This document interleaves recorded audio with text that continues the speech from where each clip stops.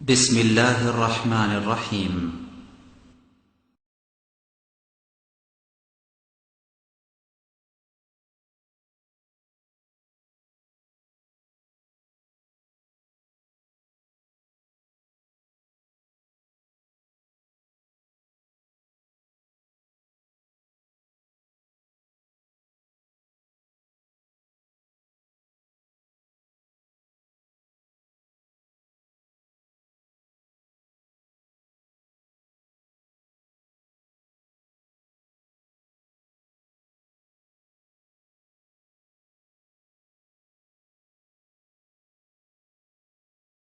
আসসালামু আলাইকুম ওরহমতুল্লাহি ওবরাকাতুহ। আলহামদুলিল্লাহ রাব্বিল আলামিন ওয়াসসালাতু ওয়াসসালামু আলা আবদিল্লাহি ওয়া রাসূলিহি নবিয়িনা মুহাম্মদ ওয়া আলা আলিহি ওয়া সাহবিহি ওয়া মান তাবিআহুম বিইহসানিন ইলা ইয়াউমিদ্দিন, আম্মা বা'দ। আল্লাহ সুবহানাহু ওয়া তাআলার যাবতীয় প্রশংসা, যিনি আমাদেরকে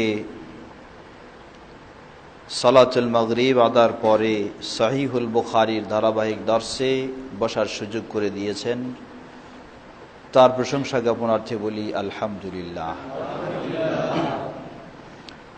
সম্মানিত মুসল্লিবৃন্দ, আজকে আমরা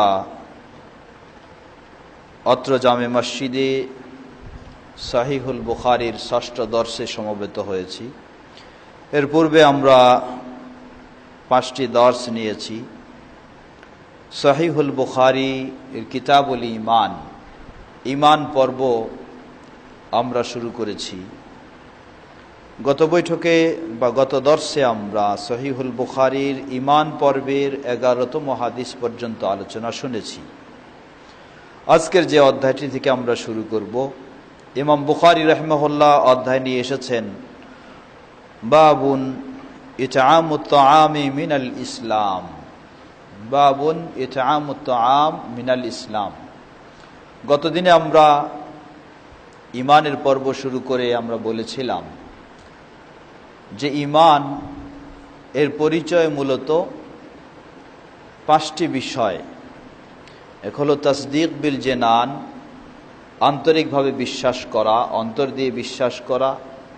দ্বিতীয় হলো ইকরার বিল লিসান, মৌখিকভাবে স্বীকৃতি দেওয়া। তৃতীয় হলো আমাল বিল আরকান, শরীরের অঙ্গ প্রত্যঙ্গ দিয়ে সেই বিষয়গুলিকে বাস্তবায়ন করা। চতুর্থ হলো ইয়াজিদু বিতাআতির রহমান, আল্লাহ সুবহানাহু ওয়া তাআলার ইবাদত বা আনুগত্যের মাধ্যমে এই ঈমান কি হয়? বৃদ্ধি হয়। পঞ্চম হলো ইয়ানকুসু বিতাআতি শায়তান, আর শয়তানের আনুগত্য অনুসরণের মাধ্যমে ঈমান হ্রাস পায়, কমে যায়। আহলুস সুন্নাহ ওয়াল জামাআহ বা হকপন্থীদের ঈমানের বিষয়ে তারা এই 5টি মূল বিষয়কেই তারা মনে করেন কোরআন এবং সহিহ সুন্নাহর আলোকে। যে প্রসঙ্গে আমরা পূর্বে কিতাবুল ঈমান, ঈমান পর্বে 5টি অধ্যায় সম্পর্কে আমরা অধ্যায়ে বিষয়গুলি নিয়ে আমরা আলোচনায় করেছি এবং আলোচনা শুনেছি। ঠিক একইভাবে ইমাম বুখারী রাহিমাহুল্লাহ সহিহুল বুখারীতে ঈমানের পর্বে তিনি ধারাবাহিকভাবে ঈমানের যে এই মূল বিষয়গুলি, বিশেষ করে মানুষের সেই অঙ্গ প্রত্যঙ্গ দিয়ে যে সমস্ত আমলগুলি করা হয়ে থাকে, এই আমলগুলিও ঈমান এর অন্তর্ভুক্ত। সে প্রসঙ্গে এই ইমাম বুখারী রাহিমাহুল্লাহ ধারাবাহিকভাবে অধ্যায়গুলি নিয়ে এসেছেন এবং কিভাবে আমলগুলি ঈমানের অন্তর্ভুক্ত সেটি তিনি প্রমাণ করেছেন। আমরা গত দিনেই বলেছি যে প্রসিদ্ধ 4 ইমামের মাঝেও ইমাম মালিক রাহিমাহুল্লাহ, ইমাম শাফিঈ রাহিমাহুল্লাহ, ইমাম আহমদ বিন হাম্বল রাহিমাহুল্লাহ, তাদের 3 জনের কাছে ঈমানের যে সংজ্ঞা আমরা বললাম সেটাই। শুধুমাত্র ইমাম আবু হানিফা রাহিমাহুল্লাহ তিনি ভিন্ন মত পোষণ করেছেন। তিনি বলেন যে ঈমানের বিষয় হলো তাসদীক বিল জানান, অন্তর দিয়ে বিশ্বাস করা, ও ইকরার বিল লিসান, মৌখিক স্বীকৃতি দেওয়া। এই দুটিকেই তিনি ঈমান বলেছেন এবং ঈমান কম ও বৃদ্ধি হয় এই বিষয়টিকেও তিনি সরাসরিভাবে স্বীকার করে নেননি। প্রকৃতপক্ষে কোরআন এবং সহিহ সুন্নাহর অসংখ্য প্রমাণের আলোকে প্রমাণিত হয় যে ঈমান এই পাঁচটি বিষয়। এক হলো তাসদীক বিল জিনান, অন্তর দিয়ে বিশ্বাস করা। দ্বিতীয় হলো ইকরার বিল লিসান, মৌখিকভাবে স্বীকৃতি দেওয়া। তৃতীয় হচ্ছে আল আমাল বিল আরকান, শরীরের অঙ্গ প্রত্যঙ্গ দিয়ে সেগুলিকে আমল করা বাস্তবে। চতুর্থ হলো এই আল্লাহর বেশি বেশি আনুগত্যের মাধ্যমে ঈমান বৃদ্ধি হয়। পঞ্চম হলো আল্লাহর অবাধ্যতার মাধ্যমে বা কারণে ঈমান কমে যায়, হ্রাস পায়। যার কিছু প্রমাণ আমরা রাসূল কোরআন থেকে, পূর্ববর্তী নবী রাসূলদের থেকে এবং আমাদের নবী থেকে ও সাহাবাই কেরামদের থেকে এবং তাবেঈনদের থেকে যে প্রমাণগুলি ইমাম বুখারী রাহিমাহুল্লাহ নিয়ে এসেছেন, গত দর্শে আমরা সেগুলি আলোচনা করেছি। একইভাবে ধারাবাহিকভাবে ইমাম বুখারী রাহিমাহুল্লাহ আজকের যে অধ্যায় যেটি শুরু করব আমরা, ষষ্ঠ অধ্যায়, বাবু ইতআমুত তাআমি মিনাল ইসলাম। ইমাম বুখারী রাহিমাহুল্লাহ মূলত ঈমান এবং ইসলাম ও দিন, যে তিনটি কথা, একটা হলো দিন, আরেকটি হলো ঈমান, আরেকটি হলো ইসলাম, তিনটিকেই ইমাম বুখারী রাহিমাহুল্লাহ সমর্থক শব্দ হিসাবে ব্যবহার করেছেন, একই অর্থের হিসাবে ব্যবহার করেছেন। ইমাম বুখারী রাহিমাহুল্লাহ মনে করছেন যে ইসলাম যেটা, ঈমান সেটা এবং দিন সেটা। মূলত আমরা আরেকটি হাদিসে যদি লক্ষ্য করি তাহলে পাওয়া যায়, যেটি দীর্ঘ হাদিস, সহিহ মুসলিমের সর্বপ্রথম হাদিস, হাদিসে জিবরিল যেটিকে বলা হয়, জিবরিল আলাইহিস সালাতু ওয়াস সালামের হাদিস। কারণ সরাসরি জিবরিল আলাইহিস সালাতু ওয়াস সালাম রাসূল সাল্লাল্লাহু আলাইহি ওয়াসাল্লামের কাছে সাহাবায়ে কেরামদের সামনে উপস্থিত হয়ে এই হাদিসটি শুরু হয়। এজন্য এই হাদিসটিকে হাদিসে জিবরিল বলা হয়। সেই হাদিসে প্রথমে জিজ্ঞাসা করলেন যে আখবিরনি আনিল ইসলাম, ইসলাম কি জিনিস, আমাকে শিক্ষা দিন, সংবাদ দিন। রাসূল সাল্লাল্লাহু আলাইহি ওয়াসাল্লাম বললেন, ইসলাম হলো আন তাশহাদা আল্লা ইলাহা ইল্লাল্লাহ ওয়া আন্না মুহাম্মাদার রাসূলুল্লাহ, এই সাক্ষ্য প্রদান করা যে আল্লাহ সুবহানাহু ওয়া তাআলা ব্যতীত সত্যিকার কোনো মাবুদ নেই, এবং এই সাক্ষ্য প্রদান করা যে মুহাম্মদ সাল্লাল্লাহু আলাইহি সাল্লাম আল্লাহ সুবহানাহু ওয়া তাআলার রাসূল এবং বান্দা। ওয়া তুকিমাস সালাহ, সালাত কায়েম করা। ওয়া তুতিয়াজ যাকাত, যাকাত আদায় করা। ওয়া তাসুমা রমাদান, রমাদানের সিয়াম পালন করা। ওয়া তাহুজ্জাল বাইতা, এবং বাইতুল্লাহ হজ সম্পাদন করা। এই পাঁচটি বিষয়কে রাসূল সাল্লাল্লাহু আলাইহি সাল্লাম ইসলামের পরিচয় দিতে গিয়ে এখানে এই হাদিসে বর্ণনা দিয়েছেন। একইভাবে তিনি জিবরিল আলাইহিস সালাম আবার জিজ্ঞাসা করলেন, আখবিরনি আনিল ঈমান, ঈমান কি জিনিস, আমাকে সংবাদ দিন। রাসূল সাল্লাল্লাহু আলাইহি সাল্লাম এই প্রশ্নের জবাবে বললেন, আন তুমিনা বিল্লাহি ওয়া মালাইকাতিহি ওয়া কুতুবিহি ওয়া রুসুলিহি ওয়াল ইয়াউমিল আখিরি ওয়া তুমিনা বিল কদরি মা খাইরিহি ওয়া শাররিহি, যে ঈমানের পরিচয় হলো আল্লাহর প্রতি ঈমান আনবে, মালাইকাতিহি, আল্লাহর ফেরেশতাদের প্রতি ঈমান আনবে, আল্লাহর নাজিলকৃত কিতাব সমূহের প্রতি ঈমান আনবে, আল্লাহর প্রেরিত নির্বাচিত নবী রাসূলদের প্রতি ঈমান আনবে, আখিরাতের দিবসের প্রতি ঈমান আনবে, এবং ভাগ্যের, তাকদীরের ভালো মন্দের প্রতি ঈমান আনবে। ঈমানের এই 6টি বিষয়ের পরিচয় দিলেন। এরপর জিবরিল আলাইহিস সালাম আবার প্রশ্ন করলেন, ওয়া আখবিরনি আনিল ইহসান, ইহসান কি জিনিস, এ সম্পর্কে আমাকে সংবাদ দিন। রাসূল সাল্লাল্লাহু আলাইহি ওয়াসাল্লাম বললেন, ইহসান হচ্ছে আন তা'বুদাল্লাহা কাআন্নাকা তারাহ ফাইন লাম তাকুন তারাহু ফাইন্নাহু ইয়ারাক।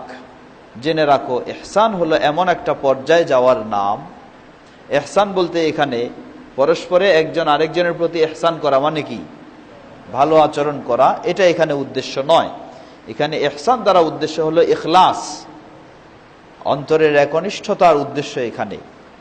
অর্থাৎ তাই আল্লাহ রাসূল সাল্লাল্লাহু আলাইহি ওয়াসাল্লাম বললেন যে ইহসান হচ্ছে আন তা'বুদাল্লাহ কাআন্নাকা তারাহ, তুমি আল্লাহর এইভাবে ইবাদত করবে যেন তুমি আল্লাহ সুবহানাহু ওয়া তাআলাকে দেখতেছো। আল্লাহকে দেখে ইবাদত করার মাঝে যেই ধরনের ভয়, ভীতি এবং মায়া, মহব্বত সবকিছু পরিপূর্ণ ভাব নিয়ে ইবাদত করা, এটা হচ্ছে ইহসান।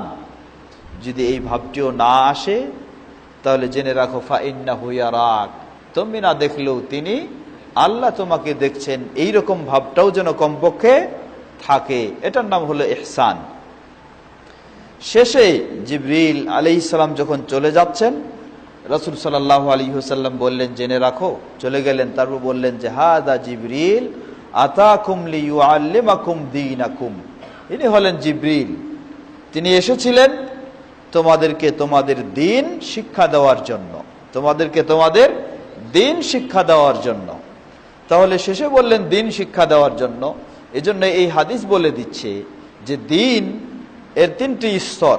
দ্বীনের স্তর হলো তিনটি। প্রথম স্তর হলো ইসলাম, তারপরের একটু হাই কোয়ালিটির স্তর হলো ঈমান, তারপরে আরো হাই কোয়ালিটির স্তর হলো ইহসান, আরো হাই কোয়ালিটির স্থান হলো ইহসান। মানে একজন মানুষ বাহ্যিকভাবে যখন কিছু কাজ করবে তাহলেই সে যেন কি ইসলামে প্রবেশ করে ফেলেছে। সাক্ষ্য দেওয়ার পরেই বাহ্যিকভাবে কিছু কাজ করবে, সে ইসলামে প্রবেশ করেছে। তার ভিতরটা যখন আরো সুন্দর করে ফেলবে, বাহ্যিকভাবে তো হলোই, ভিতরটাকে যখন আরো সেটাও সুন্দর করবে, তখন তার মাঝে এসে গেল ঈমান। এই বাহ্যিক এবং ভিতর দুটোর সমন্বয় যখন আরো সুন্দর করে ফেলবে, তখন এটার নাম হলো ইহসান। তাই ইহসান হচ্ছে হাই কোয়ালিটি, সর্ব ঊর্ধ্ব পর্যায়ের। তাহলে এই হাদিস আবার আমাদেরকে বলে দিচ্ছে যেন ঈমান ও ইসলাম বা ইসলাম ঈমান দুটোর মাঝে কি রয়েছে, একটা পার্থক্য দেখা যাচ্ছে। আসলে এই দুটোর মাঝে পার্থক্য, এই জন্য ইমাম ইবনে তাইমিয়া রাহিমাহুল্লাহ ঈমান ও ইসলাম দুটোর মাঝে সম্পর্ক কি এর বর্ণনা দিতে গিয়ে তিনি বলছেন, ঈমান ও ইসলাম ইযা ইজতামাআ ইখতালাফা আও ইফতারাকা ওয়া ইযা ইফতারাকা ইজতামাআ। অর্থাৎ ঈমান এবং ইসলাম দুটো যদি একসাথে ব্যবহার হয়, যেমন এই হাদিসে, যে হাদিসে জিবরিলে ইসলামের বর্ণনা তারপর ঈমানের বর্ণনা এসেছে, এই ধরনের এক জায়গায় যদি ইসলাম ও ঈমান দুটোই আলোচনা হয়, তাহলে দুটোর মাঝে একটু পার্থক্য রয়েছে। দুটোর মাঝে একটু পার্থক্য রয়েছে। কি সেটা? তাহলে বাহ্যিক কাজগুলি, এগুলির নাম হলো কি ইসলাম, আর আভ্যন্তরীণ বিশ্বাসের বিষয়গুলির নাম হলো ঈমান। এটা যদি একত্রে যদি দুটো আলোচনা হয়, তাহলে এই পার্থক্য বোঝা যাবে। ওয়া ইযা ইফতারাকা ইজতামাআ। আর দুটো জিনিস যদি একখানে থাকে না, শুধুমাত্র হয় ইসলামের কথা বলা হলো, আরেক জায়গায় শুধু ঈমানের কথা বলা হলো, তখন দুটোর মাঝে কোনো পার্থক্য নাই। এই ইসলাম মানে হলো ঈমান, আর এই ঈমান মানে হলো ইসলাম। কারণ প্রকৃতপক্ষে কখনো ইসলাম ছাড়া ঈমান পরিপূর্ণ হতে পারে না, আবার কখনো ইসলাম ছাড়া ঈমান পরিপূর্ণ হতে পারে না। ঠিক তেমনি ভাবে ঈমান ছাড়া ইসলামও কখনো পরিপূর্ণ হতে পারে না। তাই পূর্ণ হতে হলে তার মাঝে থাকতে হবে দুটোই, তার মাঝে থাকতে হবে অবশ্যই দুটোই থাকতে হবে। এই দৃষ্টিকোণ থেকে যেহেতু দুটো ছাড়া কখনো পূর্ণ হবে না, কেউ খাঁটি মুসলিম হতে পারবে না ঈমান ও ইসলামের বিষয়গুলি ছাড়া, কেউ খাঁটি মুমিনও হতে পারবে না ঈমান ও ইসলামের বিষয়গুলি ছাড়া। এজন্য ইমাম বুখারী রাহিমাহুল্লাহ তিনি বুঝতেছেন বা তিনি মনে করেন যে ঈমান ও ইসলাম এর মাঝে প্রকৃতপক্ষে কোনো পার্থক্য নেই। কারণ শুধু কেউ যদি এই বিষয়গুলিকে বিশ্বাস করে আর তার মাঝে বাহ্যিক আমল কোনো পাওয়া না যায়, তাহলে এই বিশ্বাসের কোনো দাম নাই। ঠিক তেমনি ভাবে কারো মাঝে শুধু যদি বাহ্যিক আমলগুলি পাওয়া যায়, তার ভিতরটাতে কোনো সঠিক বিশ্বাস নাই, তাহলে এই আমলগুলির কোনো কি দাম নাই। এটা হলো মুনাফিকের কাজ। বাহ্যিকভাবে আপনাকে দেখাচ্ছে যে আপনার সাথে সালাতে এসেছে, কিন্তু ভিতরে সে আল্লাহকে বিশ্বাস করে না, ভিতরে সে রাসূলকে বিশ্বাস করে না, তাহলে এটা মুনাফিকের কাজ।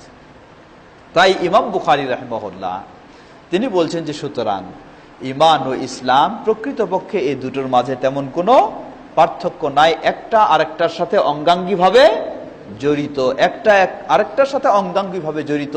একটাকে নিয়েই কখনো কেউ পরিপূর্ণ হতে পারবে না, অবশ্যই তার দুটি সাইডেই থাকতে হবে, তাহলে তার পক্ষে পরিপূর্ণতা অবলম্বন করা সম্ভব হবে।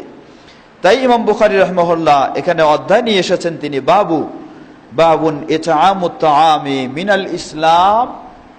মিনাল ইসলাম এর দ্বারা বুঝাচ্ছেন মিনাল ঈমান, কাউকে খাদ্য খাওয়ানো, কাউকে খাদ্য খাওয়ানো, আপ্যায়ন করানো, এটাও হলো একটা ঈমান বা ইসলামের কাজ। এটাও হলো একটা ঈমান বা ইসলামের কাজ। এখানে তিনি হাদিস নিয়ে এসেছেন, যে হাদিসটি প্রসিদ্ধ সাহাবী আব্দুল্লাহ ইবনে আমর ইবনে আল-আস রাদিয়াল্লাহু তাআলা আনহুমা তিনি বর্ণনা করছেন, আন্না রাজুলান সাআলা আন-নাবিয়্য সাল্লাল্লাহু আলাইহি ওয়াসাল্লাম আইয়ুল ইসলামি খায়র ক্বালা তুতঈমুত তাআমা ওয়া তাকরাউস সালামা আলা মান আরাফতা ওয়া মান লাম তা'রিফ। সাহাবী জিজ্ঞাসা করলেন, বা একজন ব্যক্তি জিজ্ঞাসা করলেন নবী সাল্লাল্লাহু আলাইহি সাল্লামকে, আইয়ুল ইসলামি খায়র, ইসলামে কোন কাজটা ভালো কাজ? রাসূল সাল্লাল্লাহু আলাইহি সাল্লাম জবাব দিলেন, তুতঈমুত তাআমা, তুমি কি করবে? খাদ্য খাওয়াবে, আপ্যায়ন করবে। এই আপ্যায়ন করবে, খাদ্য খাওয়াবে, এটাই হচ্ছে ইসলামে ভালো কাজ। এর অর্থ এই নয় যে শুধু কাকে খাওয়াবেন? দরিদ্র মানুষদেরকেই, তাই না, যে কোনো মানুষকে আপনি খাওয়াবেন, এটাই ইসলামে কি ভালো কাজ। যে কোনো মানুষকে, এখানে বলেননি আল্লাহ রাসূল সাল্লাল্লাহু আলাইহি ওয়াসাল্লাম যে দরিদ্রদেরকে শুধু খাওয়ানো। হ্যাঁ, দরিদ্রদেরকে প্রাধান্য দিয়ে খাওয়াবেন আপনি, এজন্য আরো কি পাবেন? আরো বেশি সওয়াব পাবেন, যে অসহায়কে আপনি সহযোগিতা দিলেন।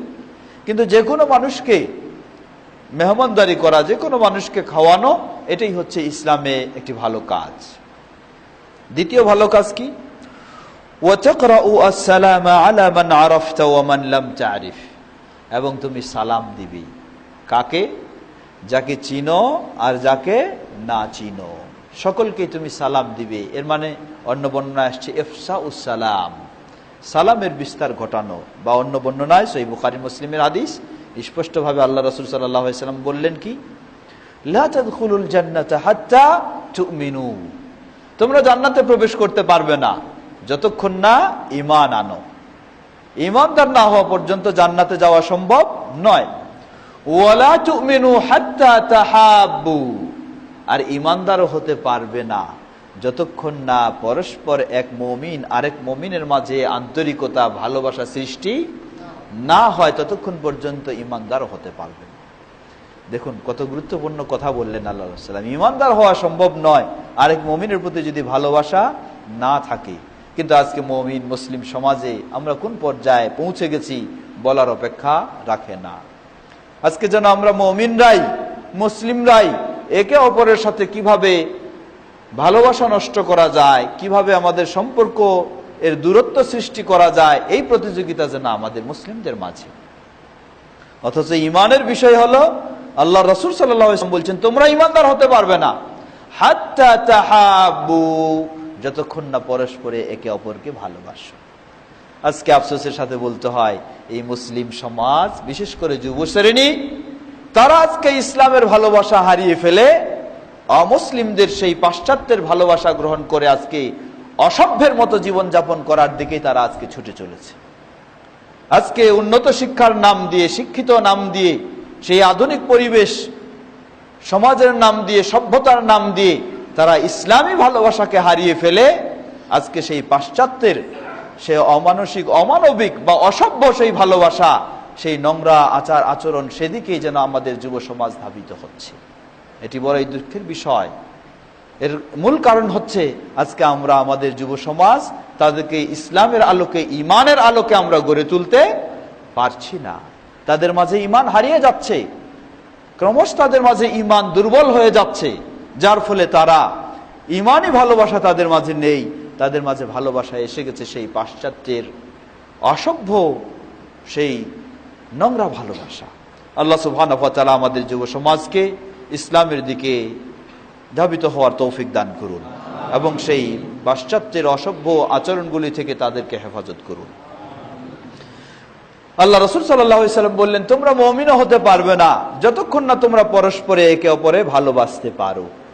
পরস্পরের মাঝে ভালোবাসা, আন্তরিকতা বৃদ্ধির মাধ্যম কি?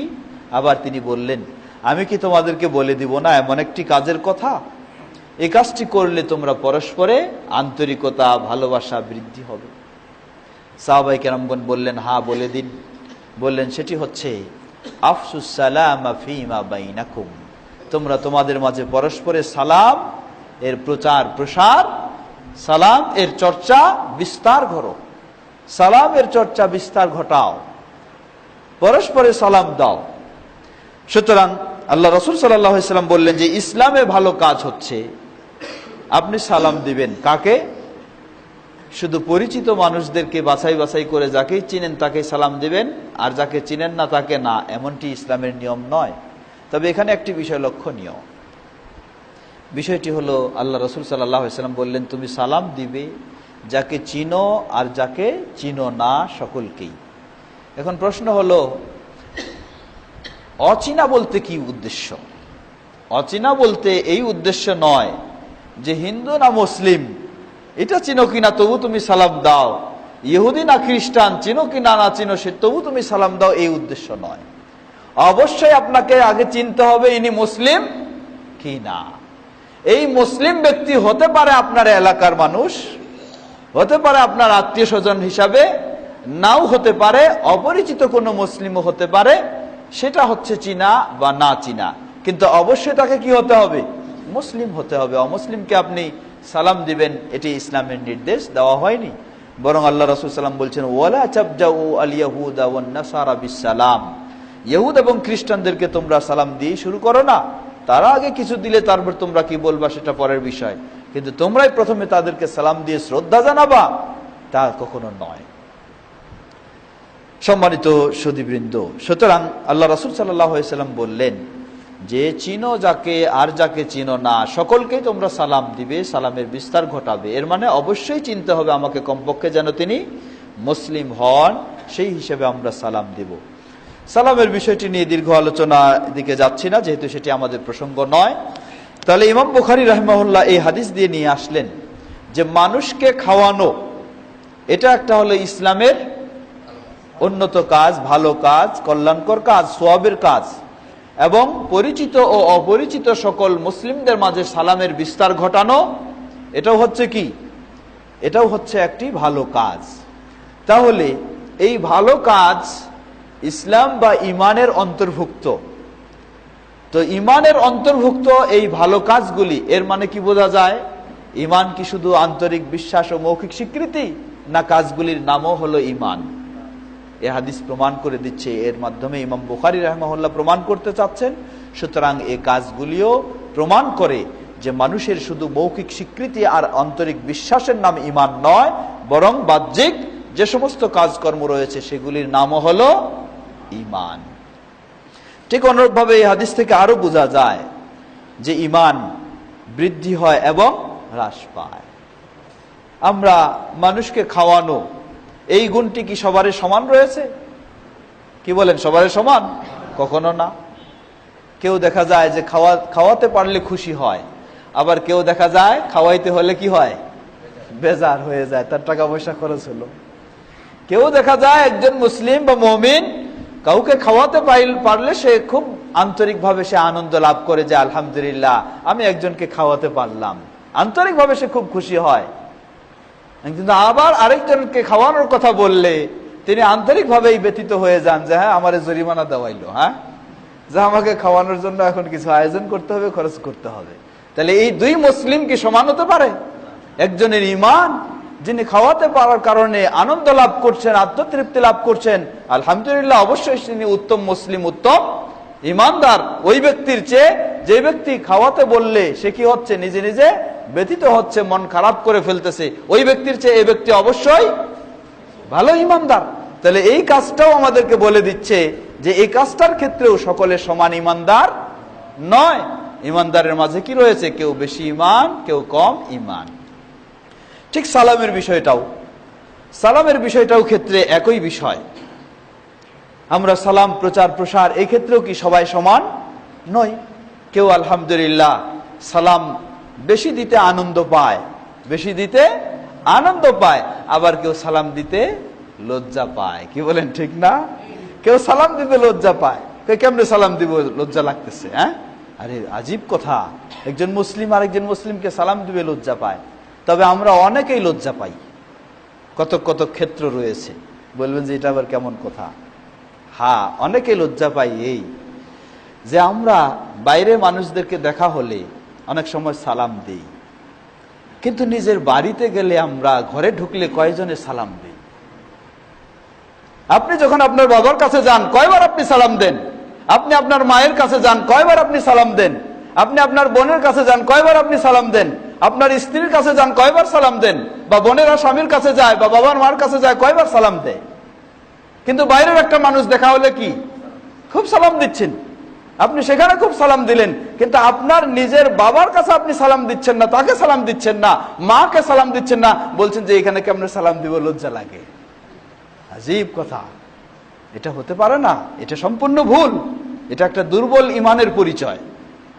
বরং আল্লাহ রাসূল সাল্লাল্লাহু আলাইহি ওয়াসাল্লাম বললেন, সহিহ হাদিসে এসেছে, তিনি বললেন যে যখন তুমি তোমার বাড়িতে প্রবেশ করবে তুমি অবশ্যই সালাম দিবে। ইয়াকুনু লাকা ওয়া লি আহলিকা বারাকাতান, তুমি যখন তোমার বাড়িতে প্রবেশ করো সালাম দিয়ে প্রবেশ করো, এটা তোমার জন্য এবং তোমার পরিবারের সদস্যদের জন্য বরকত স্বরূপ হবে। তাহলে দেখেন, আপনি আরেকজনের অফিসে গেলে সালাম দিয়ে ঢুকতেছেন, আরেকজনের বাড়িতে জায়গায় গেলে সালাম দিয়ে ঢুকতেছেন, কিন্তু নিজের বাড়িতে ঢুকার সময় বলতেছেন যে এখানে কেমনে আমি সালাম দিই, এটা লজ্জা করতেছেন আপনি। কিন্তু এতে কি হলো? প্রকৃতপক্ষে নিজেকে এবং নিজের পরিবারের সদস্যদেরকে ক্ষতিগ্রস্ত করলেন, তাদেরকে ঠকালেন। মানুষকে সালাম দিয়ে তাদেরকে বরকত দিচ্ছেন, আর নিজের সন্তান, নিজের বাবা বা নিজের মা, নিজের স্ত্রী, নিজের বোন ভাই, তাদেরকে সালাম না দিয়ে তাদেরকে বরকত থেকে বঞ্চিত করছেন। তাহলে আজকে আমরা ইনশাআল্লাহ চেষ্টা করব, কি বলেন, করবো না ইনশাআল্লাহ? ইনশাআল্লাহ আজ থেকে আমরা শুরু করব, নিজেদের বাড়িতে নিজেদের ঘরে যখন প্রবেশ করব অবশ্যই আমরা সালাম দিব, এতে নিজেরা উপকৃত হব এবং আমাদের পরিবারের সদস্যদেরকেও বরকতময় করব ইনশাআল্লাহ। আল্লাহ আমাদের সে তৌফিক দান করুন। অতএব এই সালামের বিষয়টা, এটাও কি, এটাও একটা হচ্ছে ইমানের বিষয়, এটাও ইমানের বিষয়। এই আমলটা যার মাঝে যত বেশি, সে এই ক্ষেত্রে ইমানের দিক থেকে তত মজবুত, তত বেশি, তত পরিপূর্ণ। আর যার মাঝে এটা যত দুর্বল, তত ইমানের দিক থেকেও সে কি হবে, তত দুর্বল। তাহলে এটাও প্রমাণ করে দিচ্ছে যে ইমান কি হয়, এই আমলের মাধ্যমেও মানুষের কম এবং বেশি হয়। এরপরে ইমাম বুখারী রাহিমাহুল্লাহ আরেকটি অত্যন্ত গুরুত্বপূর্ণ অধ্যায় নিয়ে এসেছেন ইমানের বিষয়ে। তিনি বলছেন, বাবু মিনাল ঈমানি আন ইউহিব্বা লিআখিহি মা ইউহিব্বু লিনাফসিহি। বাবু মিনাল ঈমান, অধ্যায়টি হচ্ছে ঈমানের প্রসঙ্গে। কোন ঈমান? ঈমানের একটি গুরুত্বপূর্ণ দিক হলো আন ইউহিব্বা লিআখিহি মা ইউহিব্বু লিনাফসিহি। আন ইউহিব্বা লিআখিহি মা ইউহিব্বু লিনাফসিহি। গুরুত্বপূর্ণ ঈমানের একটি দিক হলো আপনি আপনার নিজের জন্য যেটা পছন্দ করেন, আপনার মুসলিম ভাইয়ের জন্য সেটাই আপনি পছন্দ করবেন। এটা হলো ঈমানের একটি গুরুত্বপূর্ণ দিক। হাদিস স্পষ্টভাবে এসেছে, আল্লাহ রাসূল সাল্লাল্লাহু আলাইহি ওয়াসাল্লাম বলেন, প্রসিদ্ধ সাহাবী আনাস বিন মালিক রাদিয়াল্লাহু তাআলা আনহু বর্ণনা করছেন যে নবী সাল্লাল্লাহু আলাইহি ওয়াসাল্লাম বলেন, লা ইউমিনু আহাদুকুম হাত্তা ইউহিব্বা লিআখিহি মা ইউহিব্বু লিনাফসিহি। লা ইউমিনু আহাদুকুম, তোমাদের মাঝে কেউ ঈমানদার হতে পারবে না, হাত্তা ইউহিব্বা লিআখিহি মা ইউহিব্বু লিনাফসিহি, যতক্ষণ না সে নিজের জন্য যা পছন্দ করে ভালোবাসে তার মুসলিম ভাইয়ের জন্য তাই পছন্দ করে ও ভালোবাসে। এই বৈশিষ্ট্য তার মাঝে যতক্ষণ আসবে না ততক্ষণ পর্যন্ত সে ঈমানদার হতে পারবে না। স্পষ্টভাবে আল্লাহ রাসূল সাল্লাল্লাহু আলাইহি ওয়াসাল্লাম বলে দিলেন। কারণ ভালোবাসা এটাও হলো একটা আমল, এটা হলো আমালুল কলব, এটা হলো কিসের? অন্তরের আমল। হচ্ছে একজন আরেকজনের সাথে বন্ধুত্ব, ভালোবাসা তৈরি করে নেবে, এটা হচ্ছে অন্তরের আমল। তাহলে এই আমলটাও ঈমানের অন্তর্ভুক্ত কিনা? আল্লাহ রাসূল সাল্লাল্লাহু আলাইহি ওয়াসাল্লাম বললেন, যতক্ষণ না তার নিজের মতো মুসলিম ভাইয়ের জন্য ভালোবাসবে ততক্ষণ পর্যন্ত সে ঈমানদার হতে পারবে না। তাহলে এই হাদিসও প্রমাণ করে দিচ্ছে যে আমলটা ঈমানের অন্তর্ভুক্ত একটা বিষয়, একটা অংশ। এবং এই হাদিসও প্রমাণ করে দিচ্ছে যে সকল মুমিনেরা ঈমানের দিক থেকে কি নয়, সমান নয়, বরং একজনের চেয়ে আরেকজনের ঈমান বেশি হতে পারে। যেমন এই বৈশিষ্ট্যটি যার কাছে যত বেশি রয়েছে তার ঈমান তত বেশি, আর যার কাছে এই বৈশিষ্ট্য যত কম রয়েছে তার ঈমান তত কম। তাহলে দেখুন, আল্লাহ রাসূল সাল্লাল্লাহু আলাইহি ওয়াসাল্লাম বললেন, লা ইউমিনু আহাদুকুম হাত্তা ইউহিব্বা লিআখিহি মা ইউহিব্বু লিনাফসিহি। তোমাদের মাঝে কেউ ঈমানদার হতে পারবে না যতক্ষণ না সে নিজের জন্য যা ভালোবাসে তার একজন মুসলিম ভাইয়ের জন্য তাই ভালোবাসে। আজকে আমরা আমাদের সামাজিকভাবে বলেন, অর্থনৈতিকভাবে বলেন, আর বহু দিক দিয়ে বলেন, আমরা কোন পর্যায়ে রয়েছি এই হাদিসের আলোকে ঈমান আমাদের কত নিচে নেমে এসেছে বলার অপেক্ষা রাখে না। অর্থনৈতিক ক্ষেত্রে, টাকা পয়সা লেনদেন বা লাভ লোকসানের ক্ষেত্রে অন্য দূরের কথা, আজকে আমরা এতটুকু নিচে নেমে এসেছি, সাধারণ মুসলিম মুমিন বাদ দেন, নিজের ভাইরাও যে তারা কি হবে, আমার চেয়ে বেশি একটু লাভবান হবে, অনেকজন এটাও আমরা চাই না। কি বলেন, ঠিক না? অন্যজন দূরের কথা, নিজের ভাই, একই বাবা মায়ের সন্তান, সে আমার চেয়ে একটু বেশি লাভবান হবে, এটাও আমি সহ্য করতে পারি না, এটাও আমি চাই না। আর আমি নিজের জন্য চাচ্ছি তাদের চেয়ে কি করব, আমি বেশি লাভবান হব। তাহলে আপনি নিজের জন্য এটা চাইলেন, আর আপনার অন্য মুসলিম বাদ দেন, নিজের বাবা মায়ের সন্তান, সহোদর ভাই, সেও মুসলিম, এই সহোদর ভাই এবং মুসলিম, তার জন্য আপনি চাচ্ছেন না সে আপনার মতো লাভবান হোক, আপনার মতো অর্থনৈতিক ক্ষেত্রে একটু এগিয়ে যাক, এটা আপনি চাচ্ছেন না। তাহলে আপনার ঈমান কোন পর্যায়ে? আপনার ঈমান কোন পর্যায়ে? আসলে দেখুন, ইসলাম, আল্লাহু আকবার, ইসলামের বিষয়গুলি এমন, পারস্পরিক, ব্যক্তির সাথে ব্যক্তি, পারিবারিক, পরিবারের সাথে পরিবার, সামাজিক, সমাজের সকলের সদস্য, সকল সদস্যদের মাঝে, এইভাবে একটি দেশ, এইভাবে একটি বিশ্ব এমনভাবে গড়ে উঠবে। আল্লাহ রাসূল সাল্লাল্লাহু আলাইহি ওয়াসাল্লাম মুমিনদের দৃষ্টান্ত দিতে গিয়ে কি বললেন? আল মুমিনুনা ফি তাওয়াদ্দিহিম ওয়া তারাহুমিহিম কাল বুনিয়ান ইয়াশুদ্দু বা'দুহু বা'দা।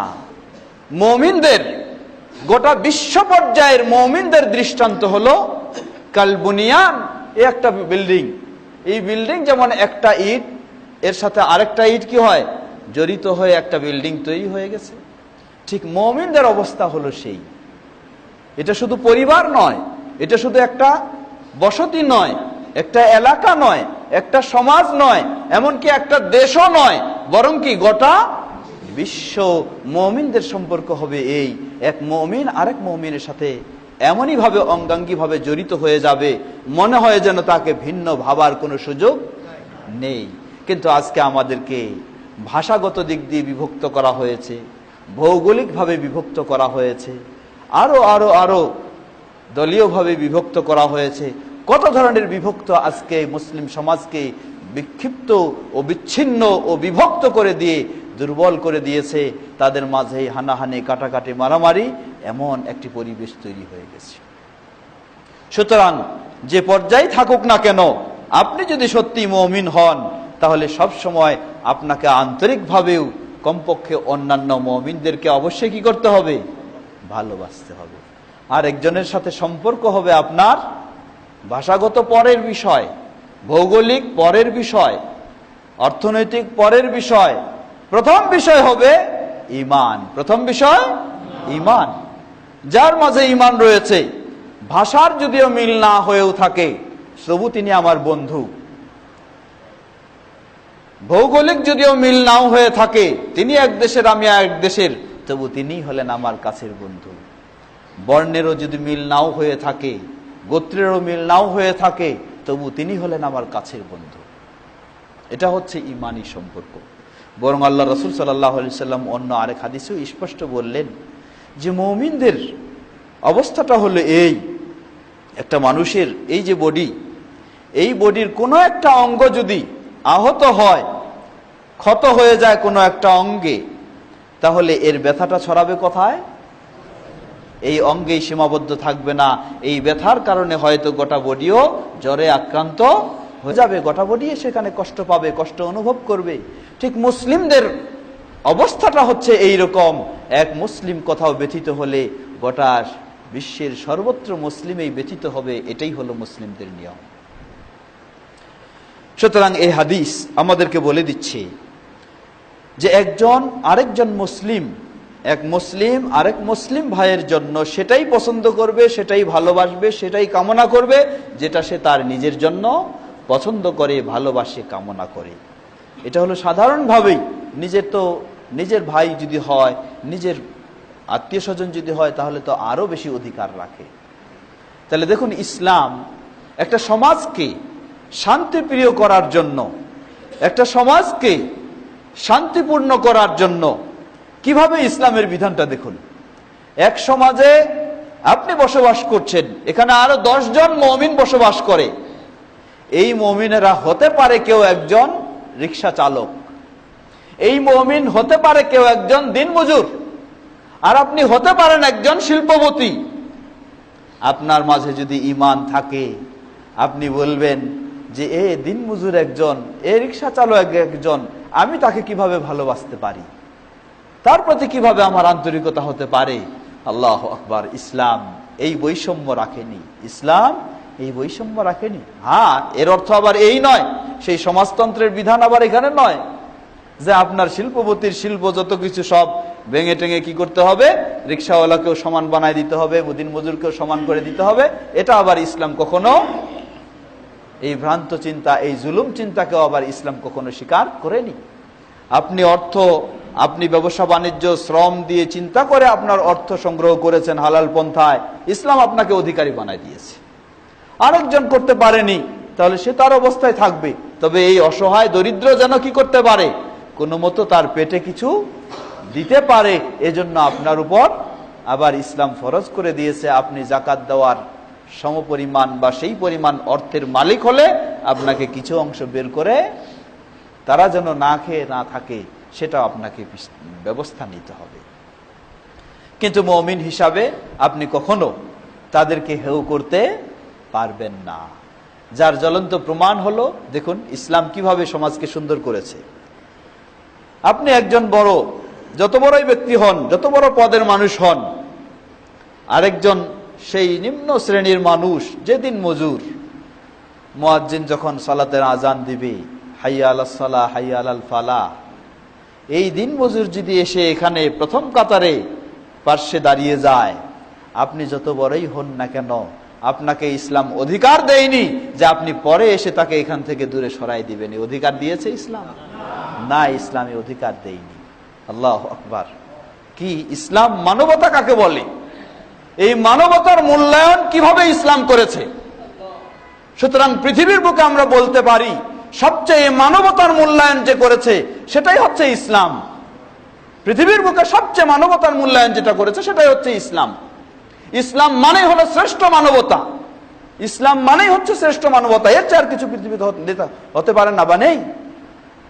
একজন সেই অসহায়, যার গায়ের কাপড়গুলিও ভালো নেই, ছেঁড়া ফাটা, সে আপনার আগে যদি এখানে এসে দাঁড়ায়, আপনার অধিকার নেই তাকে দূরে সরানো, তার এটাই অধিকার, সে এখানেই দাঁড়াবে।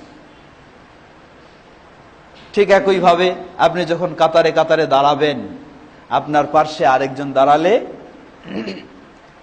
সে ছোট হোক আর অশিক্ষিত হোক, নিয়ম হলো আল্লাহ রাসূল সাল্লাল্লাহু আলাইহি ওয়াসাল্লাম বললেন যে একজন মুসল্লি আরেকজন মুসল্লির জামাতের সময় কি করবে, পায়ে পায়ে পা এবং কাঁধে কাঁধ মিলাবে। শুধু পায়ে পা নয়, পায়ে পা এবং কাঁধে কাঁধ মিলাবে।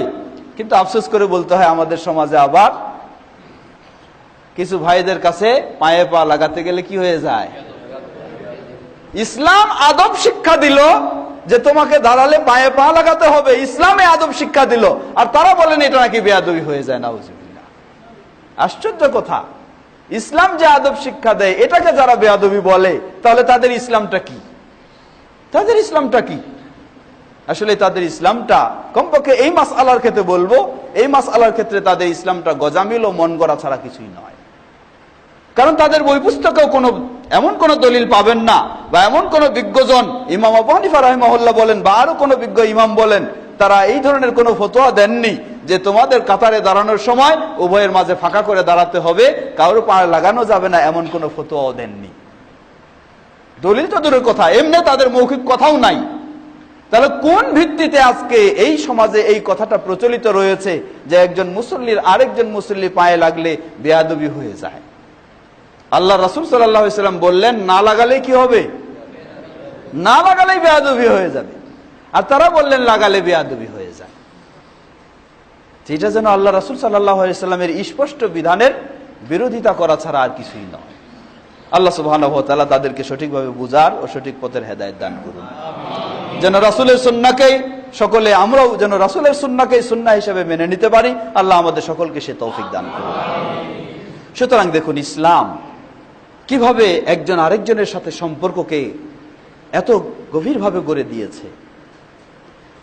সুতরাং ইমাম বুখারী রাহিমাহুল্লাহ এই হাদিস দিয়ে প্রমাণ করতে চাচ্ছেন, আপনি আরেকজনকে নিজের জন্য যে ভালোবাসছেন যতটুকু, আরেকজনের জন্য কি হুবহু সেটুকুই ভালোবাসতে পারলেন কি না। যদি পূর্ণভাবে পেরেছেন তাহলে এই ক্ষেত্রে আপনি ইমানের পূর্ণ মাত্রায়, পূর্ণ পর্যায়ে পৌঁছেছেন, আলহামদুলিল্লাহ। আর যদি পারেননি তাহলে অবশ্যই কি হয়েছে, আপনার ইমান সেই ক্ষেত্রে ফুলফিল এখনো হয়নি। আল্লাহ সুবহানাহু ওয়া তাআলা আমরা পরস্পরে এক মুমিন আরেক মুমিনের সাথে যেন এই ধরনের ইমানি ভালোবাসা স্থাপন করতে পারি, আল্লাহ আমাদের সে তৌফিক দান করুন। পর্দার আড়ালে যে মা বোনেরা রয়েছেন, আপনাদেরকে স্মরণ করে দিচ্ছি একই বিষয়, বরং পুরুষদের চেয়ে মা বোনদের মাঝে আবার এই দূরত্বের বিষয়টি অনেক সময় বেশিও পাওয়া যায়। মা বোনদেরও চিন্তা করা দরকার। যেটা বলি আমরা, মা বোনদের কারণে অনেক সময় ইমানি সম্পর্ক তো দূরের কথা, রক্তীয় সম্পর্ক, আত্মীয়তার সম্পর্কও ছিন্ন হয়ে যায় মা বোনদের কারণে অনেক সময়। কারণ আপনার স্ত্রী, ধরে নেন আপনার স্ত্রী, তিনি এমন, তিনি তার বাবা ভাই বোন যদি এসে থাকে তাদের জন্য যত রকমের মেহমানদারি, যত রকমের কিছু যত বেশি ভাবে করতে হবে, এজন্য আপনাকে চাপ সৃষ্টি করছে। আপনার সামর্থ্য না থাকলেও আপনাকে প্রস্তুত করে দিতে হবে, যেহেতু তার বাবা এসেছে, তার মা এসেছে, তার বোন, তার ভাই এসেছে। কিন্তু সেই মেহমানগুলির চেয়ে আপনার কাছে বেশি অধিকার রেখে থাকে আপনার বাবা মা বা আপনার ভাই বোন। তারা যখন আসে, আপনার স্ত্রী সেটা যেন আপনি তাদেরকে ভালোভাবে মেহমানদারি করবেন এটা মেনে নিতে পারছে না, এটা মেনে নিতে পারছে না। আমরা বলবো যে এমন বোন, তার মাঝে ইমানের যথেষ্ট ঘাটতি রয়েছে। যদি তার মাঝে ইমান সঠিক থাকতো তাহলে তিনি নিজের বাবা মাকে যেমনই ভাবে শ্রদ্ধা, সম্মান ও আপ্যায়নের জন্য আপনাকে বলছেন, ঠিক তেমনি ভাবে আপনার বাবা মাকে প্রয়োজনে তাকে আরো বেশি বলার কথা দরকার ছিল, যেহেতু এটাই ইসলামের বিধান। কিন্তু অনেক বোনের কারণে, অনেক বোন এই বিষয়টাকে মেনে নিতে না পারার কারণে অনেক ভাইয়েরা কি করেছেন, বাবা মার সাথে সম্পর্ক ছিন্ন পর্যন্ত করে ফেলেছেন, যেটি কখনো কোনো ভাইয়ের জন্য কি নয়, কোনো ছেলের জন্য কখনো কাম্য নয়, শুধু নয়, কখনো বৈধ নয়, কখনো হালাল নয়। কোনো ছেলে তার স্ত্রীকে মেনে নিতে গিয়ে, তাকে ঠিক রাখতে গিয়ে বাবা মাকে ছিন্ন করে ফেলবে, এটি কোনো ছেলের জন্য হালাল নয় কখনো। প্রয়োজনে স্ত্রী দূরে যেতে পারে, বাবা মা কখনো সন্তান থেকে দূরে যেতে পারে না, কখনো এটা হালাল নয়। তাই আমাদের বোনদেরকে আমরা এই বিষয়ে সতর্ক করব যে আপনাকে একটু মনে রাখতে হবে, আপনি আরেকজনের প্রতি হতে পারে অনেক সময় কারোর প্রতি আন্তরিকতা কম বেশি থাকতে পারে, কিন্তু আপনাকে মনে রাখতে হবে ইসলামের নির্দেশনা। আপনি যদি ইমান ঠিক রাখতে চান, আপনি যদি জান্নাতে যেতে চান, আপনি যদি জাহান্নাম থেকে বাঁচতে চান, তাহলে আপনাকে এই ইমানের বিষয়টি ঠিক রাখতে হবে। এজন্য দেখুন, স্পষ্ট সহিহ হাদিসে এসেছে, আল্লাহ রাসূল সাল্লাল্লাহু আলাইহি ওয়াসাল্লাম বললেন যে একজন মেয়ে, আল্লাহ রাসূল সাল্লামকে একজন জিজ্ঞাসা করা হলো, হে আল্লাহ রাসূল সাল্লাল্লাহু আলাইহি ওয়াসাল্লাম, একজন মেয়ে মানুষ দিন রাত্রি যখন এসে সুযোগ পায়, হাদিসটি সহিহ, যখন এসে সুযোগ পায়, ফরজ ইবাদত তো আছেই, সে নফল ইবাদত নিয়েও ব্যস্ত থাকে, সময়টাকে কাজে লাগায়, কিন্তু সে প্রতিবেশীর সাথে ভালো আচরণ করে না। রাসূল সাল্লাল্লাহু আলাইহি ওয়াসাল্লাম বললেন সে জাহান্নামে যাবে। আবার আরেকজনের কথা বললেন যে আল্লাহ রাসূল সাল্লাল্লাহু আলাইহি ওয়াসাল্লাম, একজন মেয়ে মানুষ, সে ফরজগুলি সঠিকভাবে পালন করে কিন্তু বেশি নফল ইবাদত করতে পারে না, কিন্তু প্রতিবেশীর সাথে খুব ভালো আচরণ করে। রাসূল সাল্লাল্লাহু আলাইহি ওয়াসাল্লাম বললেন দাখালাতিন জান্নাহ, সে জান্নাতে প্রবেশ করবে। অতএব বোনদেরকে আমরা স্মরণ করব। বোনদের কারণে অনেক সময় খালি বাবা মার সাথে সম্পর্ক নষ্ট হয় না, বরং প্রতিবেশীর সাথেও সম্পর্ক নষ্ট হয়ে যায়। কারণ মহিলাদের মাঝে এক মহিলা আরেক মহিলাকে যখন মেনে নিতে পারে না, তার স্বামীকে তখন কি করে, বাধ্য করে যে ওদের সাথে আর কোনো সম্পর্ক রাখা যাবে না, এই সম্পর্ক নষ্ট হয়ে যায়। অতএব হে বোন, আপনি যদি আল্লাহকে ভয় করেন, আল্লাহকে বিশ্বাস করেন, জান্নাত পেতে চান, তাহলে রাসূল সাল্লাল্লাহু আলাইহি ওয়াসাল্লাম স্পষ্ট ঘোষণা দিয়ে দিলেন, আপনার যদি রাত দিন 24 ঘন্টা নফল ইবাদত ফরজের পরেও সেটা নিয়েও ব্যস্ত থাকেন, আর আত্মীয়তার সম্পর্ক যদি আপনার কারণে ছিন্ন করতে হয়, প্রতিবেশীদের সাথে যদি আপনার দুর্ব্যবহারমূলক আচরণ হয়, তাহলে জান্নাত কিন্তু সহজে নয়। আল্লাহ সুবহানাহু ওয়া তাআলা শুধু বোনদেরকেই নয়, আমাদেরকেও সকলেই যেন আমরা ইসলামের আলোকে যাদের সাথে যেভাবে সম্পর্ক রাখতে হয়, ইমানের আলোকে আমরা যেন সেভাবে রেখে আমাদের ইমানকে আরো সুন্দর করে নিতে পারি, আমাদের সম্পর্ককে আরো সুন্দর করে নিতে পারি। আল্লাহ আমাদের সকলকে সে তৌফিক দান করুন। অতএব ইমাম বুখারী রাহিমাহুল্লাহ এই হাদিস দিয়ে তিনি বোঝাতে চাচ্ছেন, এই হাদিস দিয়ে ইমাম বুখারী রাহিমাহুল্লাহ বোঝাতে চাচ্ছেন যে অতএব ঈমান শুধু মৌখিক স্বীকৃতি আর আন্তরিক বিশ্বাসের নাম নয়, বরং ঈমান ইসলামের যেগুলি কাজ সেগুলিরও নাম কি? ঈমান। অনুরূপভাবে ঈমান সকলের কখনো সমান নয়, ঈমান কারো কম কারো বেশি, আবার ব্যক্তির ঈমানও কখনো কম হয় কখনো বেশি হয়। আল্লাহ আমাদের সকলের ঈমানকে বেশি করে দিন। এরপরে অধ্যায় নিয়ে এসেছেন ইমাম বুখারী রাহিমাহুল্লাহ, বাবুন হুব্বুর রাসূলি সাল্লাল্লাহু আলাইহি ওয়াসাল্লাম মিনাল ঈমান। ঈমানের আরেকটি বড় গুরুত্বপূর্ণ দিক, একজন মুসলিমকে শুধু ভালোবাসা নয়, বরং রাসূল সাল্লাল্লাহু আলাইহি ওয়াসাল্লামকেও ভালোবাসাটা হলো ঈমানের একটা বড় দিক, একটা গুরুত্বপূর্ণ দিক। ইমাম বুখারী রাহিমাহুল্লাহ এখানে হাদিস নিয়ে এসেছেন যে হাদিসটি সুপ্রসিদ্ধ, আমরা সকলেই কম বেশি জানি। এই হাদিসটি বর্ণনা করেছেন প্রসিদ্ধ সাহাবী আবু হুরায়রা রাদিয়াল্লাহু আনহু এবং প্রসিদ্ধ সাহাবী আনাস রাদিয়াল্লাহু আনহু। তবে আনাস রাদিয়াল্লাহু আনহুর হাদিসটি হচ্ছে পরিপূর্ণ, দুটি বুখারীতে এসেছে।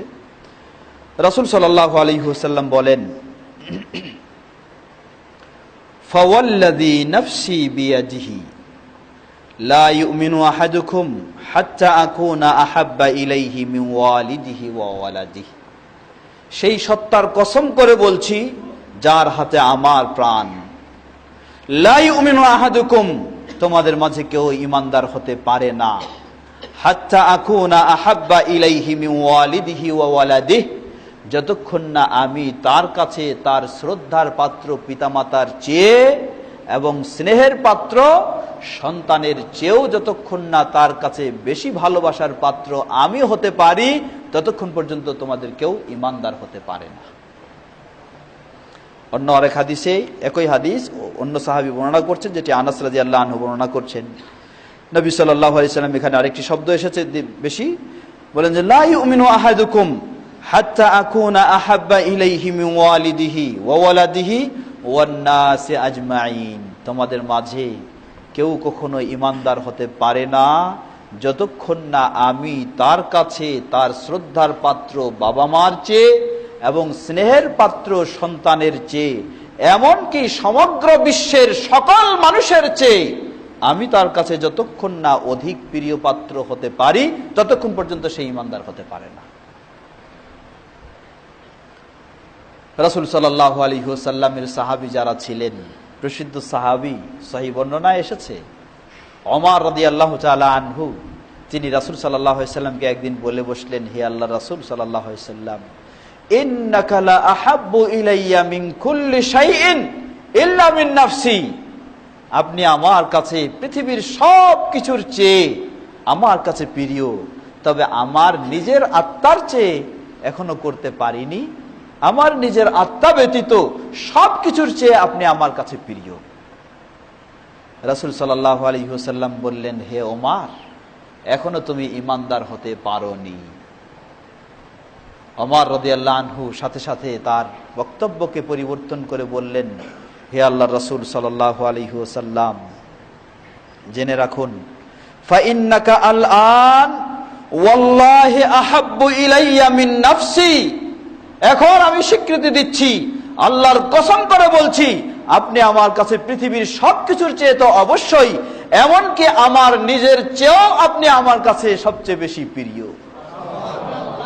রাসূল সাল্লাল্লাহু আলাইহি ওয়াসাল্লাম বললেন, ফাকালা আল-আন ইয়া ওমর, হে ওমর, এখন তুমি মুমিন হতে পেরেছো। আল্লাহ, এখন তুমি মুমিন হতে পেরেছো। তাহলে দেখুন ওমর রাদিয়াল্লাহু তাআলা আনহু, তাদের অবস্থা আর আমাদের অবস্থা কোন পর্যায়ে?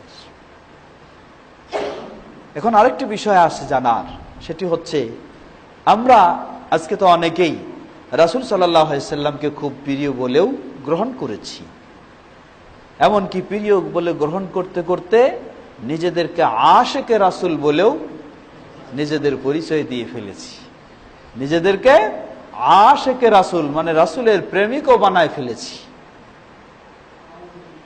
এতই আশিকে রাসূল হয়ে গেলাম যার কারণে রাসূলের সুন্নাহ অনুসরণ বাদ দিয়ে ঈদে মিলাদুন নবী পালন না করলে আর ইসলাম ঠিক থাকে না। এই আশিকে রাসূল হয়ে গেলাম। এটি হলো সম্পূর্ণ মিথ্যা ভালোবাসা। এটি হলো সম্পূর্ণ মিথ্যা ভালোবাসা। কারণ এই ব্যক্তিকে যদি বলেন যে দাবি করছে আমি আশিকে রাসূল, রাসূলের সবচেয়ে আমি একেবারে গভীর প্রেমী প্রেমিক হয়ে গেছি, তাকেই যদি জিজ্ঞাসা করেন যে আপনি দৈনিক 5 ওয়াক্ত সালাত আদায় করছেন, রাসূল সাল্লাল্লাহু আলাইহি ওয়াসাল্লামের প্রকৃত সুন্নাহ অনুযায়ী কি আপনি সালাত আদায় করছেন? তিনি জবাব দিয়ে ফেলবেন। অথবা তাকে যদি বলেন যে পৃথিবীর সকলেই এক বাক্যে স্বীকৃতি দিয়েছে সবচেয়ে নির্ভেজাল এবং বিশুদ্ধ হলো কোরআনের পরে কোনটা? সহিহুল বুখারীর হাদিস। এখানে পাওয়া যাচ্ছে যে রাসূল সাল্লাল্লাহু আলাইহি ওয়াসাল্লাম তিনি রুকুর পূর্বে ও পরে এইভাবে রাফউল ইয়াদাইন দুটি হাতকে উত্তোলন করেছেন। আপনি আপনার সালাতে এটি কেন পালন করছেন না? তিনি আপনাকে জবাব দিয়ে ফেলবেন যে এটি আমার মাযহাবে নাই। অথবা জবাব দিয়ে ফেলবেন আমাদের পীর সাহেবের তরিকায় নাই। আল্লাহু আকবার। দাবি করছে সে নাকি আশিকে রাসূল, আবার রাসূলের হাদিস তার কাছে পেশ করার পরে সে বলে যে এটা আমার মাযহাবে নাই, আমার তরিকায় নাই। তাহলে এটি মিথ্যুক আশিকে রাসূল ছাড়া আর কিছুই নয়। মিথ্যুক, 100% মিথ্যুক। কারণ যে সবসময় দাবি করবে যে আমি সবচেয়ে রাসূলকে ভালোবাসি, তাহলে রাসূল সাল্লাল্লাহু আলাইহি ওয়াসাল্লামের যে কোনো বিষয় তার কাছে পৌঁছার সাথে সাথে সবকিছুকে ছুঁড়ে বেড়ে সে রাসূল সাল্লাল্লাহু আলাইহি ওয়াসাল্লামের বিষয়টাকে গ্রহণ করে নেবে। এটাই হলো রাসূল সাল্লাল্লাহু আলাইহি ওয়াসাল্লামকে সবচেয়ে ভালোবাসার পরিচয়, প্রমাণ। দেখুন সেই সাহাবী, যে সাহাবী তিনি কিভাবে রাসূল সাল্লাল্লাহু আলাইহি ওয়াসাল্লামকে ভালোবেসেছেন। একজন মহিলা সাহাবী, সেই উহুদের যুদ্ধের কথা, যেখানে মহিলা সাহাবী তিনি, ইতিহাসের কথা এটি, যেটি বিশ্বস্ত যারা নির্ভরযোগ্য ইতিহাস সিরা রচনা করেছেন তারাও নিয়ে এসেছেন, যে সেই মহিলা সাহাবী যখন একটা গুজব ছড়ে গেল যে উহুদের যুদ্ধে রাসূল সাল্লাল্লাহু আলাইহি ওয়াসাল্লামকে হত্যা করা হয়েছে, শয়তান এই যখন গুজব ছড়ালো, গুজব ছড়ালে সেই মহিলা তিনি ছুটে বের হলেন, ছুটে চললেন যে কোথায় রাসূল সাল্লাল্লাহু আলাইহি ওয়াসাল্লাম, তাকে হত্যা করা হয়েছে, জীবনের শেষবার হলেও আমি একবার দেখব। প্রতিমধ্যে তাকে সংবাদ দেওয়া হলো, তুমি কোথায় ছুটে চলেছ? তুমি কি খবর পাওনি এই যুদ্ধে তোমার স্বামী অংশগ্রহণ করেছিল, তিনি শাহাদাত বরণ করেছেন। আল্লাহু আকবার। স্বামী অংশগ্রহণ করেছিল, শাহাদাত বরণ করেছেন। তিনি বললেন যে আলহামদুলিল্লাহ, স্বামী অংশগ্রহণ করেছে, শাহাদাত বরণ করেছে, আলহামদুলিল্লাহ, অসুবিধা নেই, কিন্তু কোথায় রাসূল সাল্লাল্লাহু আলাইহি ওয়াসাল্লাম? আবার সংবাদ দেওয়া হলো এই যুদ্ধে তোমার বাবা অংশগ্রহণ করেছিলেন যোদ্ধা হিসাবে, তিনি শাহাদাত বরণ করেছেন, তুমি কোথায় ছুটে চলছো, এই সংবাদ কি পাওনি? তিনি বললেন যে আমার বাবা অংশগ্রহণ করেছিলেন, শাহাদাত বরণ করেছেন, আলহামদুলিল্লাহ, কিন্তু রাসূল সাল্লাল্লাহু আলাইহি ওয়াসাল্লাম কোথায়? বলা হলো তোমার সন্তানও এই যুদ্ধে অংশগ্রহণ করেছে, সেও শাহাদাত বরণ করেছে, তুমি কি এই সংবাদ পাওনি? তিনি বললেন যে আমার সন্তানও শাহাদাত বরণ করেছে, আলহামদুলিল্লাহ, কিন্তু কোথায় রাসূল সাল্লাল্লাহু আলাইহি ওয়াসাল্লাম? ছুটে চললেন উহুদের ময়দানে, সেখানে গিয়ে পৌঁছলেন। পৌঁছার পরে দেখলেন যে কোথায় আল্লাহ রাসূল সাল্লাম, গিয়ে কাছে গিয়ে রাসূল সাল্লাল্লাহু আলাইহি ওয়াসাল্লামকে দেখার পরে বললেন, হে আল্লাহর রাসূল সাল্লাল্লাহু আলাইহি ওয়াসাল্লাম, আপনাকে পাওয়ার পরে, আপনি জীবিত রয়েছেন এটা জানার পরে আমার যত ধরনের বিপদ ছিল সবগুলি হালকা হয়ে গেছে, সব আমার কাছে আর কোনো বিপদ বলে আমি মনে করছি না, আপনি বেঁচে রয়েছেন, আলহামদুলিল্লাহ। কি তাদের ঈমান ছিল! বাস্তবেই তারা কি করেছিলেন? আল্লাহ রাসূল সাল্লাল্লাহু আলাইহি ওয়াসাল্লাম যেটা বলেছেন যে শ্রদ্ধার পাত্র বাবা মার চেয়েও, স্নেহের পাত্র সন্তানের চেয়েও, এমনকি বিশ্বের সকল মানুষের চেয়ে যতক্ষণ না মুহাম্মদ সাল্লাল্লাহু আলাইহি ওয়াসাল্লামকে কেউ প্রিয় পাত্র হিসাবে গ্রহণ করে নিতে পারবে না ততক্ষণ পর্যন্ত তার পক্ষে ঈমানদার হওয়া সম্ভব নয়। সাহাবায়ে কেরামদের মাঝে এই ছিল ঈমান। বাস্তবেই তারা এই পর্যায়ে পৌঁছার সৌভাগ্য লাভ করেছিলেন।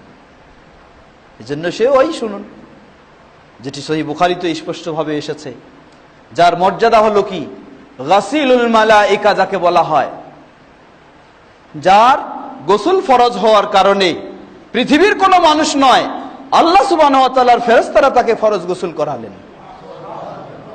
সেই সাহাবীর মর্যাদাটা কেন, এই কি কারণে?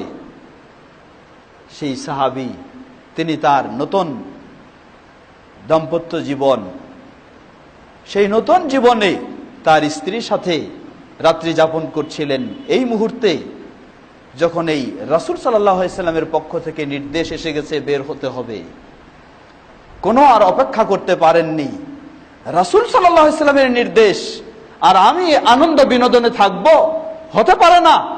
এমনকি গোসল করার মতো তিনি সুযোগ পাননি, ছুটে চলেছেন রাসূল সাল্লামের নির্দেশে, উপস্থিত হয়ে গেছেন।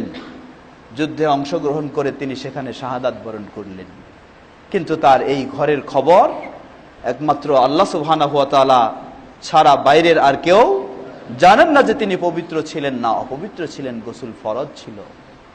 আল্লাহ সুবহানাহু ওয়া তাআলা রাসূল সাল্লাল্লাহু আলাইহি ওয়াসাল্লামের আহ্বানে, নির্দেশে সব কিছুকে বর্জন করে এভাবে সাড়া দেওয়ার কারণেই তাকে সেই তার ফেরেশতা দিয়ে আল্লাহ রাব্বুল আলামিন তাকে গোসল করালেন। তারাই ছিলেন বাস্তব রাসূল সাল্লাল্লাহু আলাইহি সাল্লামকে সবচেয়ে কি করেছেন, ভালোবেসেছেন।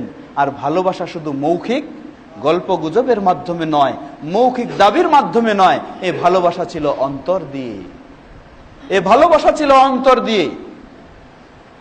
রাসূল সাল্লাল্লাহু আলাইহি ওয়াসাল্লামের কোনো নির্দেশ, কোনো আদেশ এসে গেলে আর কোনো অপেক্ষা নেই। বাবা মার শ্রদ্ধা সম্মান সেবা অবশ্যই করতে হবে, কিন্তু রাসূল সাল্লাল্লাহু আলাইহি সাল্লামের নির্দেশ এসে গেলে সেটার উপরে প্রাধান্য দেওয়ার সুযোগ নেই।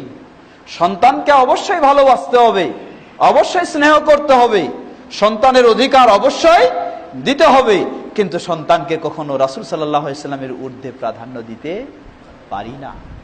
স্ত্রীকে অবশ্যই স্নেহ করতে হবে, অবশ্যই স্ত্রীকে ভালোবাসতে হবে, কারণ আল্লাহ সুবহানাহু ওয়া তাআলা বলেন হুন্না লিবাসুল লাকুম ওয়া আনতুম লিবাসুল লাহুন্না। হুন্না লিবাসুল লাকুম, এই স্ত্রীরা তোমাদের জন্য বস্ত্র স্বরূপ, ওয়া আনতুম লিবাসুল লাহুন্না, তোমরা হচ্ছে তোমাদের স্ত্রীদের বস্ত্র স্বরূপ। আল্লাহ সুবহানাহু ওয়া তাআলা কত গভীর সম্পর্ক তৈরি করে দিয়েছেন। কিন্তু এই স্ত্রীকে এত গভীর হলেও কোন স্ত্রীকে রাসূল সাল্লাল্লাহু আলাইহি সাল্লামের ঊর্ধ্বে কখনো প্রাধান্য দেওয়া যাবে না। পুরুষের জন্য ঠিক তেমনি ভাবে একজন মেয়ে মানুষের ক্ষেত্রেও তার স্বামী যতই তার প্রিয় হোক, যতই তার কাছের মানুষ হোক, রাসূল সাল্লাল্লাহু আলাইহি সাল্লামের ঊর্ধ্বে স্বামীকেও প্রাধান্য দেওয়া যাবে না। কিন্তু আজকে আফসোস করে বলতে হয়, অনেক ভাইদেরকে বললে তারা বলেন যে আসলেই আমি তো চাই রাসূল সাল্লাল্লাহু আলাইহি সাল্লামের সুন্নাহ অনুযায়ী দাড়ি রাখতে, কিন্তু আমার স্ত্রীকে মানাইতে পারছি না। নাউজুবিল্লাহ।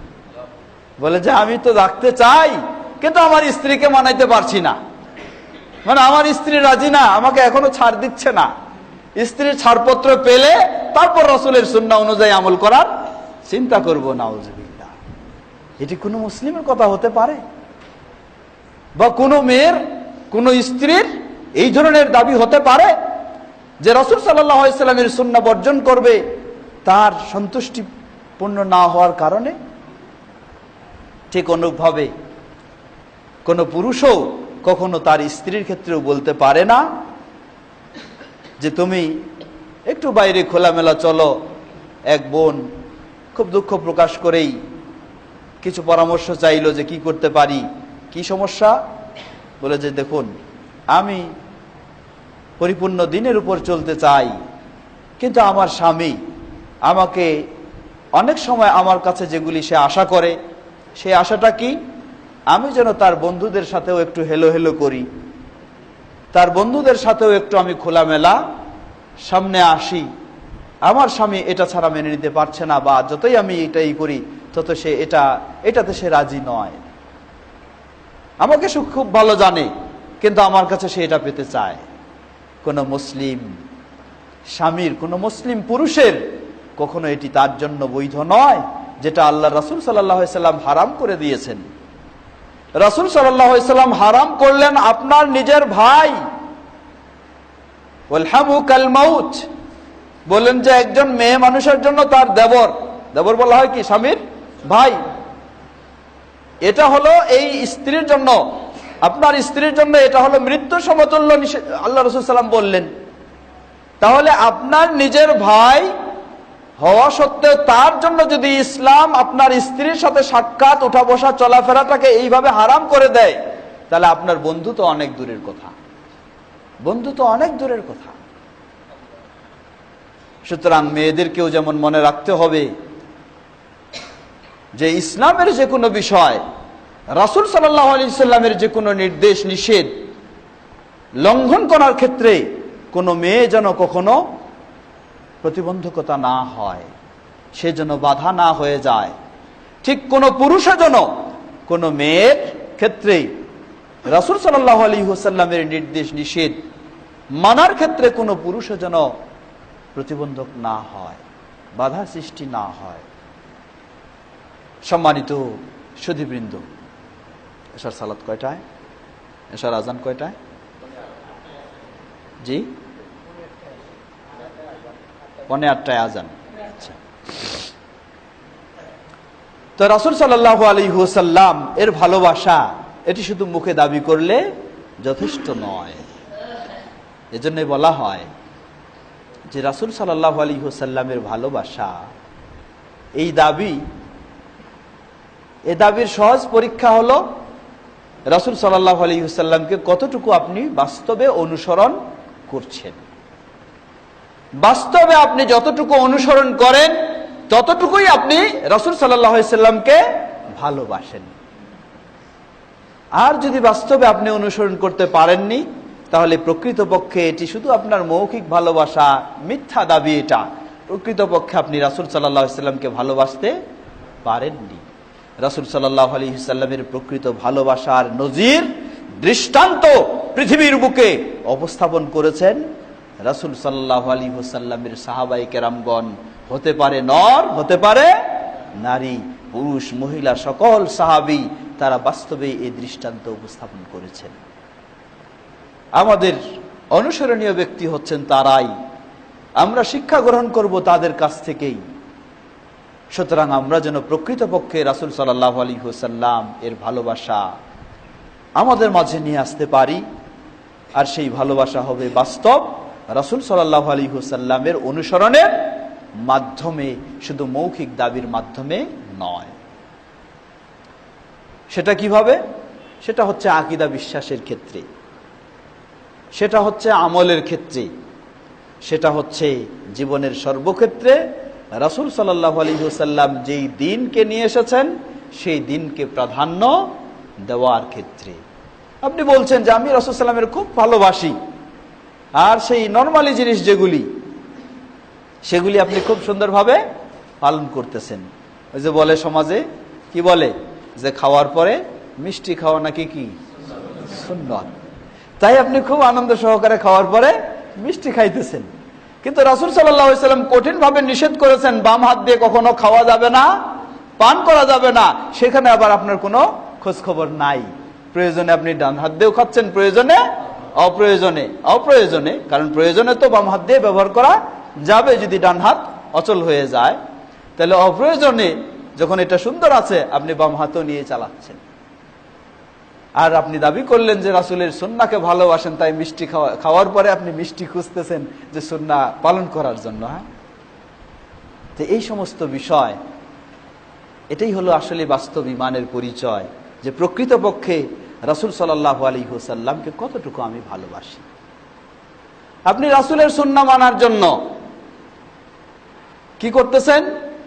হয়তো ফরজ সালাতের আগে পিছে অনেকগুলি সুন্নত পড়ার চেষ্টা করতেছেন, ফরজ সালাতের আগে পিছে অনেকগুলি করার চেষ্টা করছেন, কিন্তু ফরজ সালাতটাই রাসূল সাল্লাল্লাহু আলাইহি ওয়াসাল্লাম কিভাবে রুকু করেছেন, কিভাবে সেজদা করেছেন, দাঁড়ানোর সময় তার কি সুন্নাহ, উঠার সময় কি তার সুন্নাহ, রুকুর সময় তার কি সুন্নাহ, সেজদার সময় তার কি সুন্নাহ, বসার সময় কি সুন্নাহ, সেগুলি আপনি কোনো ভ্রুক্ষেপ করছেন না। তাহলে এই আপনার সুন্নাহর ভালোবাসা কোথায়? আপনি যদি সত্যিই রাসূলের সুন্নাহকে ভালোবাসেন, তাহলে যেটা আপনার ফরজ ইবাদত, সব নফলের আগে আপনি ফরজটার মাঝে কি করবেন? সুন্নাহগুলিকে ঠিক করে নেবেন। নফল পরে আপনার যেটা ফরজ, এটার মাঝে আপনি আগে রাসূলের সুন্নাহগুলিকে ঠিক করে নেবেন। এখানে আপনি গুরুত্ব দিচ্ছেন না, আর আগে পিছে 2-4 রাকাত সুন্নাহ নিয়ে আপনি মনে করছেন যে খুবই রাসূলের সুন্নাহর প্রতি আপনি শ্রদ্ধা প্রদর্শন করছেন, খুবই গুরুত্ব দিচ্ছেন। না, এটি প্রকৃতপক্ষে গুরুত্ব নয়। এটা তখন হবে গুরুত্ব প্রকৃতপক্ষে যখন আপনি ফরজের মাঝে বা সালাতের ভিতরে উঠা বসা, রুকু, সেজদা, এগুলিতে রাসূল সাল্লাল্লাহু আলাইহি সাল্লাম থেকে সহিভাবে প্রমাণিত যে সুন্নাহগুলি সঠিকভাবে যখন আপনি পালন করবেন, এরপর নফলগুলির ক্ষেত্রে যখন করবেন, তখন আপনি আরো উত্তম হবেন, এতে কোনো সন্দেহ নেই। আর ফরজটার ক্ষেত্রেই যেগুলি গুরুত্বপূর্ণ, এইগুলিকে আপনি বাদ দিয়ে যদি বাইরের গুলি নিয়ে আপনি ব্যস্ত হয়ে যান, তাহলে প্রকৃতপক্ষে আপনি রাসূল সাল্লাল্লাহু আলাইহি ওয়াসাল্লামের সুন্নাহকে গুরুত্ব দেননি। যেমন এই ব্যক্তিরা করে থাকেন। আল্লাহ রাসূল সাল্লাল্লাহু আলাইহি ওয়াসাল্লাম বৎসরে ঈদ দিলেন কয়টা? মুসলিম উম্মার জন্য বাৎসরিক ঈদ হলো ঈদুল আযহা এবং ঈদুল ফিতর। আর আজকে তারা রাসূলের ভালোবাসার নাম দিয়ে স্লোগান শুরু করলেন কি, সকল ঈদের সেরা ঈদ ঈদে মিলাদুন নবী। নাউজুবিল্লাহ। রাসূল সাল্লাল্লাহু আলাইহি ওয়াসাল্লাম যে ঈদ দিয়ে গেছেন, এগুলি আর এখন সেরা নয়। এখন সেরা হলো তারা যেগুলি তৈরি করেছে, এগুলি সেরা। এটাই রাসূলের ভালোবাসা? সম্পূর্ণ মিথ্যা ভালোবাসা। এজন্য কবি বলছেন, আরবি কবি, লাউ কুনতা সাদিকান ফি হুব্বিকা লাউ কুনতা সাদিকান লা আতাতাহু ইন্নাল মুহিব্বা লিমান ইউহিব্বু ইউতিউ। যদি তুমি সত্যি তোমার ভালোবাসার দাবিতে একজন সত্যবাদী হয়ে থাকো, তাহলে লা আতাতাহু, তুমি তার অনুসরণ করে চলবে বাস্তবেই। কারণ ইন্নাল মুহিব্বা লিমান ইউহিব্বু মুতিউ, যে যাকে ভালোবাসে বলে দাবি করে, সে তাকে কখনো অসন্তুষ্ট রাখতে চায় না। সবসময় তার সন্তুষ্টের জন্য সে যেটা চায় সেটাই করতে চায়, সেটাই অনুসরণ করে।